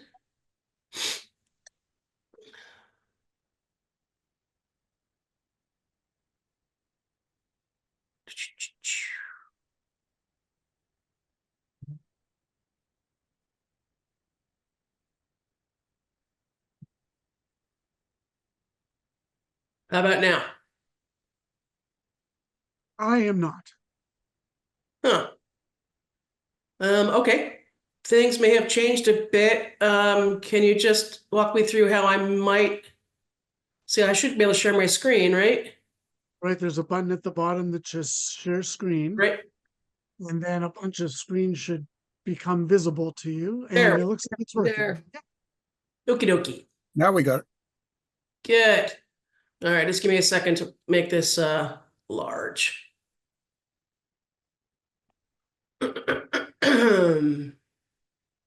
So I prepared this presentation for the spring when this all sort of broke, because I know that a lot of churches were anxious about either losing their coverage insurance rates increasing, or just change in general. And I'm here to tell you that, as the Lord tells us, do not fear, for I am with you. I'm on the finance committee for the Presbytery of the Northeast New Jersey, so I've spent a good bit of time with Brown and Brown, and I really feel very comfortable with them, having come out of the brokerage business myself. And so far, I've been very pleased with them, even as a pastor in my local congregation. So I just want to share with you, some of this might be old news, but I just want to let you know that the good news is, and it's all good news, is that Brown and Brown will retain us. And we retain them as the broker. And like I said, they have a team of 4 that have really worked very hard, not only to help us through this transition, but actually to seek out a new carrier. And that carrier is Guide One. And while that might be a surprise for some folks, or even disturbing in some areas, we kind of didn't have a choice. And the reasons why is that Philadelphia Insurance did not renew us. Unfortunately, we had a lot of unsustainable losses, some really sad church fires. Obviously, the hard market, we've all seen that in our renewals, and they just lost a desire to cover religious institutions, and sometimes churches not being willing to let them do inspections and come on site. From my experience in Boonton, I felt like they really didn't handle that all that well, but that's water under the bridge, and I think we're going in a better direction now. Guide One is an organization that's been around for 70 years. They've been working with churches and communities since '62. And they're the ones offering the first multi-peril policy, which unfortunately we do need from time to time. And the varied losses are covered all in one policy. And as an extra boost, the PCUSA Office of Risk Management endorsed them as well. So that's a good thumbs up. Here are some of the other pieces that are important. They create things that are unique to churches, which is helpful. They have an excellent rating of A-. They've been in that category for 25 years, and they really feel strongly about their professionalism and stability, flexibility values, and their personalized service. Here's some important coverage details for some of you who might be interested in this. They have full enhancements for each church. So each church has their individual policy, which was different from Philadelphia, and separate and distinct coverages, because all of our churches are unique in their property and the way the churches and the buildings are laid out. And also, thankfully, there are no shared limits, so that helps in terms of the renewal costs. Typical property and casualty coverage, EPL, for each individual church, so that you can really determine what level of EPL you want, and that is employment practices liability. And then also the umbrella for the important ones, which are directors and officers, errors and omissions. Unfortunately, crime, employment practices, and molestation misconduct are crucial to have in this day and age, unfortunately. There is more good news, though, with Guide One. Is that they have tiered the deductibles depending on the size of the church property. I don't need to read them out. You can just take a moment to look at them. Most of us fall in that middle tier. And then, of course, if you want to expand the coverage, you can add up to $300,000 for another $500, which is really not a whole lot of money in this day and age. Business interruption is, I think, a very high limit. Considering, and hopefully none of us will ever have to use that post-COVID. Some other things that are important to know is that you can join at any time. They have cutting edge technology. Also, that you can pay direct to Guide One, which I think is very helpful. It's easier to track than in a broker firm. And you can do that either in a one-stop payment, semi-annually, quarterly, or a 10-pay period, which helps with stewardship, because most stewardship ebbs and flows, and we know that the strongest month of the year historically is December. You can also do digital landing pages for each of your presbyteries if you want to get some more traction. And obviously at the bottom here, they want to make the new member policies concurrent with the June 1 effective date. This doesn't really apply to this particular presbytery, I don't believe, but it's important that you all know this in case you are going to head south at some point. They'll provide coverage for 15 miles from the coast. Buildings on historical registers have different limits, and wind and hail, which unfortunately is a problem that's increasing, is just for damage that is non-cosmetic. So for instance, if there's a hailstorm and you have a copper roof and it makes dents in the copper roof, that's cosmetic. If it's not damaging, preventing water from coming in, then you'll have to repair that yourself. But obviously, major damage to a roof or siding that is problematic, they'll cover. The other piece is they really want to manage risk, and so site inspections are very important, as is abuse and molestation training, which I'll get to in a moment. Active shooter, most churches have either thought about it or attempted it. The state has been offering a number of seminars, but even with an offering to help offset the cost. But that's something that unfortunately we still have to keep thinking about. And they obviously offer a handbook and webinars if you are an insurance wonk like myself. And then obviously the claim support. Unfortunately, Springfield has a claim in right now. I'm very impressed with the way they're handling things. They're right on it. And they really work to get things resolved as quickly as possible. And then the last piece, obviously, is that there's this really cool library of resources and templates called GuideVantage. I'd really encourage you to take a look at that and see what is available and helpful for you all. Because again, our churches are all so varied in capacity and expectations and needs. And there's a lot of things on there that might be helpful. Again, site inspections are important to help them review current policies if you haven't already made the shift. And again, the molestation and prevention training and active shooter. And they really expect that we do that because that takes care of not only of us, but also our renewal costs. They also are offering expanded coverage and guidance if you want something, including operation manuals. Again, these are templates that you can find online, which again are really helpful because to build these things from the ground up is really a behemoth, and most of us don't have that kind of capacity within our own congregation. And they also ask that we pay our premiums on time and help Brown & Brown and Guide One survey the property. Sometimes it sounds like it's daunting and you're afraid that they're going to come around and inspect every little jot and tittle. They're not looking to do that. They're looking just to make sure that you're safe and so that we're all safe, and point out things that we might not see, especially in roofing and infrastructure and structural things. Again, if you're a smaller church like most and you don't have that staffing ability, these are actually helps. So it's not that they're coming in to inspect with a red marker, but to help us prevent anything before it gets bad. So I talked to B&B this week, and I just asked them, is there anything that I should highlight, particularly for the Highlands Presbytery? And they mentioned two things. The first is there are a number of churches that are not yet compliant with the abuse procedures and protocols, and you really need to get those things completed. Unfortunately, we have cases in every presbytery like this because of people and staff and pastors who don't get the proper training.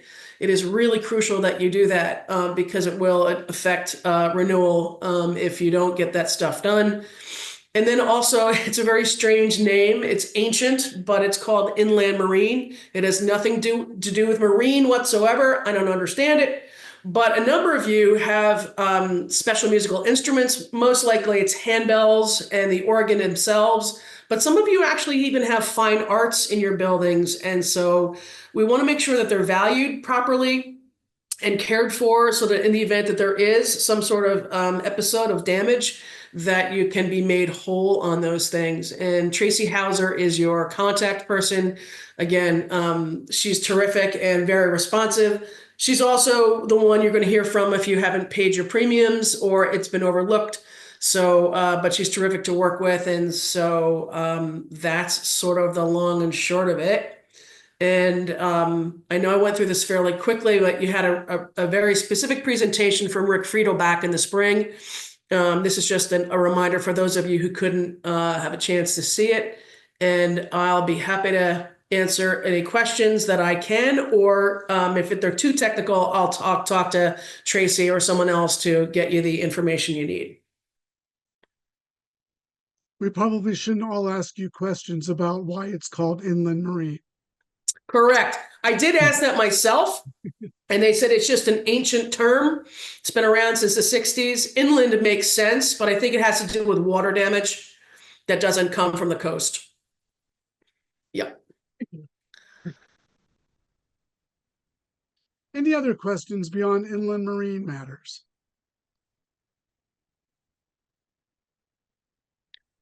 Ooh, crickets. This is exciting.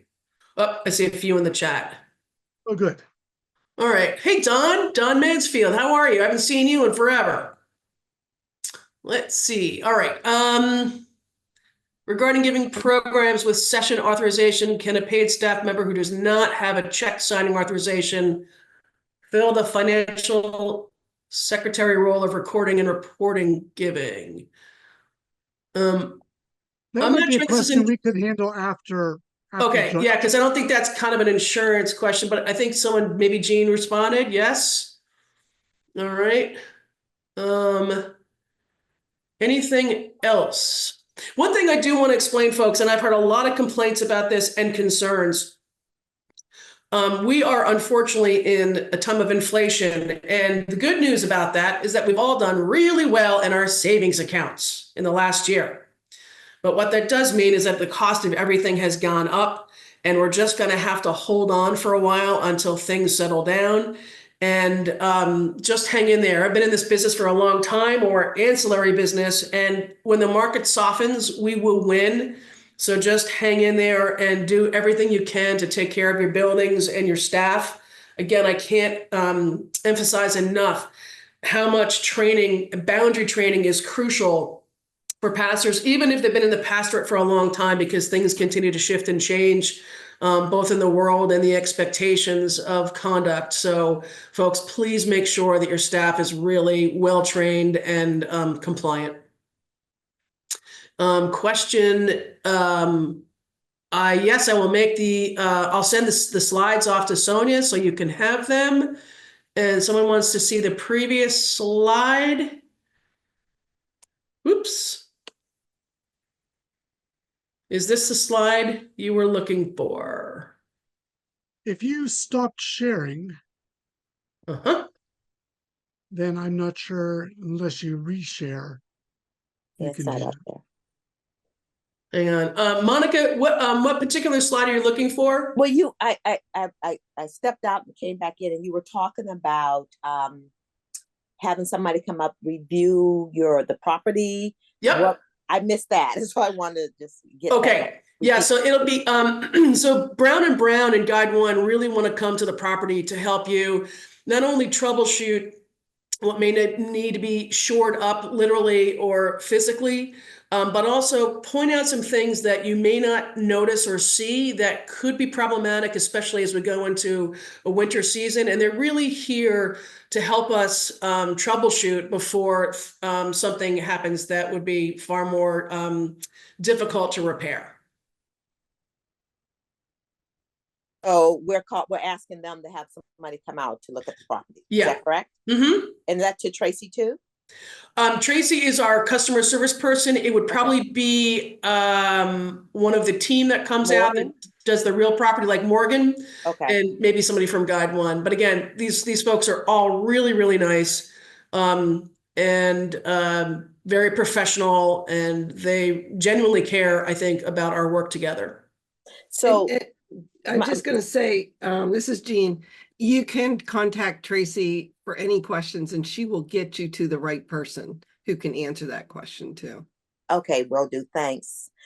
So let me ask just one question, because I forgot to ask the Brown & Brown people. So remember, I think 2 years ago, we had to do a review of all of our, like the roof, the electrical, the HVAC and everything, and we had to give that to them. Or we hear anything from Guide One that said we have to do another one coming up, or this will be in lieu of that if we do the property review with them? That's an excellent question. I suspect that because Brown & Brown continues to be our broker, they should have that on file. But I think your first step would be to reach out to Tracy and ask her to dig it out, because I'm sure they've got files on all of us, and hopefully that's the case. If not, maybe you can or maybe if you have a copy, Monica, too. If they don't, that would be a good first step to share with them. But they should have it. They've been our broker for a long time. Okay. And this is my last question. I want to ask you one after this. Sure. So, with the new Guide One, we have that deductible, the 20% deductible. I don't think we had that in the previous one. Is that just because our buildings are so old now that they're and we're putting so many claims in that they instituted that 20% deductible? Yeah, unfortunately, what we tried to do was to make this as affordable as possible. And there are actuaries who spend all day trying to figure out how to strike the balance between the amount of losses that the Presbytery and the state has had historically, and troubleshoot, hopefully, with a bit of a buffer, so that it keeps the premiums as low as possible without having to reduce any of the significant coverage that we all need. Okay, thank you.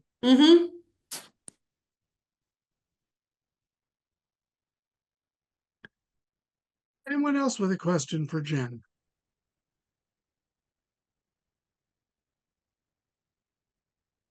Jen, it was great to see you again. It's been too long.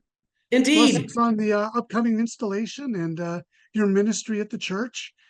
And thank you again for being here this morning. It's my pleasure. Thank you for inviting me. And I miss you guys all, but I wish you well.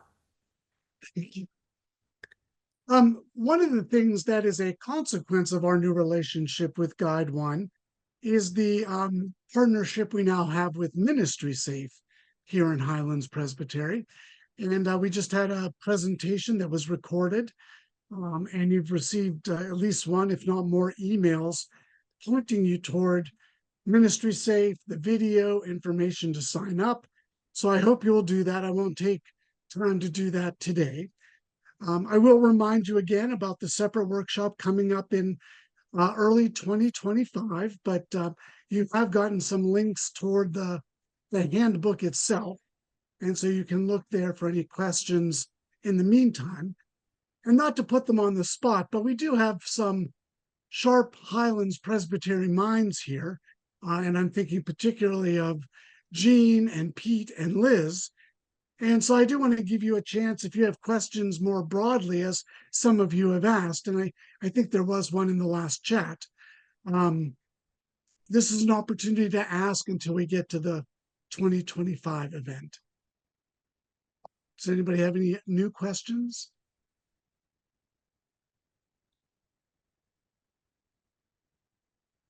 Everybody just wants to get out into that sunny day. I can't blame you.